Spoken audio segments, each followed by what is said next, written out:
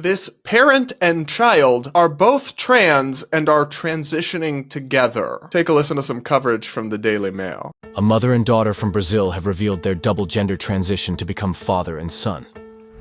Rafael, 38, and Gustavo, 10, both transitioned to male after being born with female biological characteristics. Gustavo began his transition at age 4, inspiring Rafael to follow suit. Rafael came out as male in 2023 and has since shared their journey with nearly 25,000 Instagram followers. The father and son have previously spoken out against people using the names they went by when they identified as women.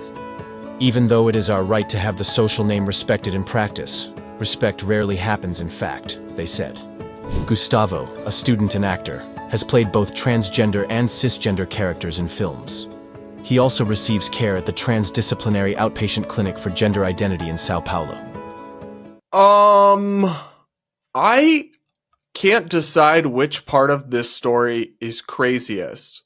The transing of a 4-year-old, that's when the transition began, which is simply demonic. I mean, a 4-year-old doesn't even know what gender or sex or any of these things really are. And so the idea that they can truly understand their sense of self and identity and know they're actually trapped in the wrong body is wild. They don't even know the difference between fantasy and reality, fact and fiction. I'm sure I could convince many 4-year-olds that I'm secretly from outer space. The idea that at that young age you would let your child make such serious decisions like this is insane to me and a massive red flag. But then the other crazy part of this is that the child transitioning inspired the grown adult parent to suddenly become trans and come out as trans.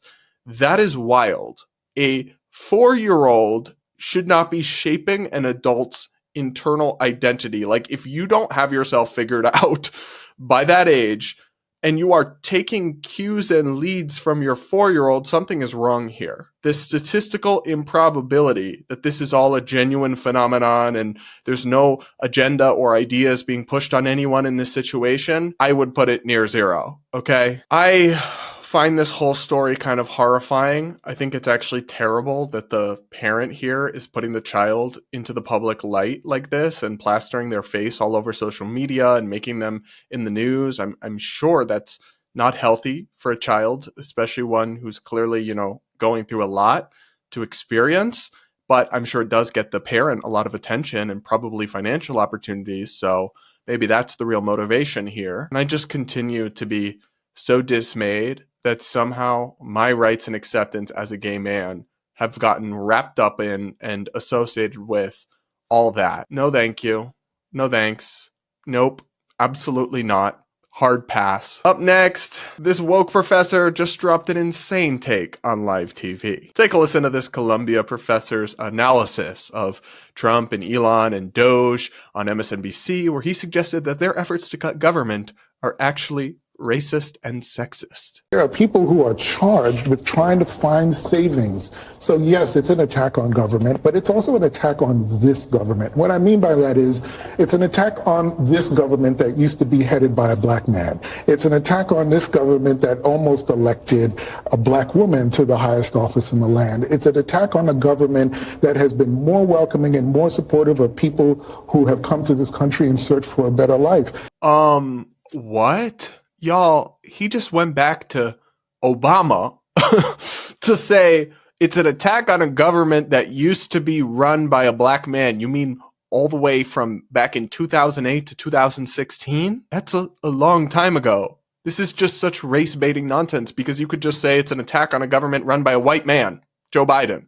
Until recently. Like, what's your point? It's just a very bizarre attempt to defend the federal government's clear abundance of waste and fraud and abuse and just bizarre misspending and just terrible financial situation by just reflexively using identity as a shield and a weapon, I guess. It's just something they're so accustomed to and so used to, but it simply doesn't work.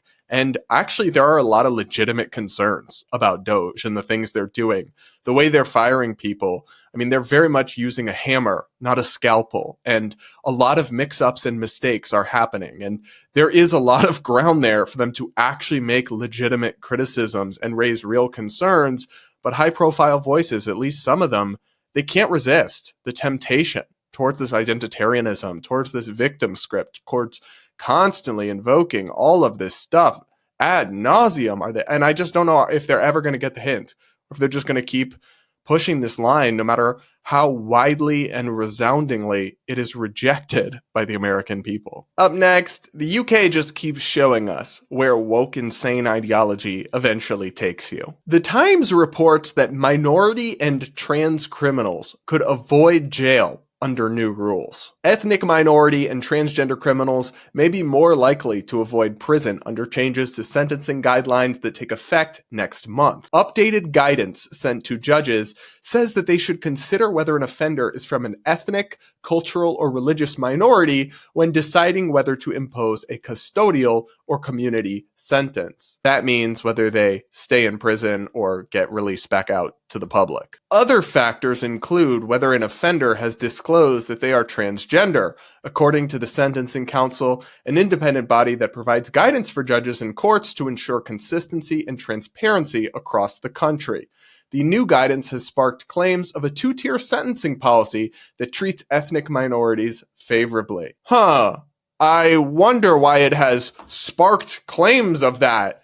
Maybe because it literally is that, and it's insane. Now, high-level officials in the UK government, the Times reports, are already pushing back on this and trying to get it changed and saying they won't allow this to go into effect because this sentencing commission is an independent body, but so they didn't directly approve of this, the high-level officials, but they're going to try to stop this. And that's good, and I'm glad this won't go into effect, but like, how broken and how unhinged do your politics and your government have to be that anyone, even for a second, considered literally reinstituting, or I guess I don't know the history of the UK, how much they had this kind of thing, but instituting systemically racist rules, punishing people differently based on their skin color or their gender identity, so systemically biased in other ways. Like, what? One of the most core principles of justice is like equal punishment and justice for all. And we don't always live up to that, to be clear. The systems are very flawed in many ways, but that's what they're supposed to be striving towards. These people were like, nah,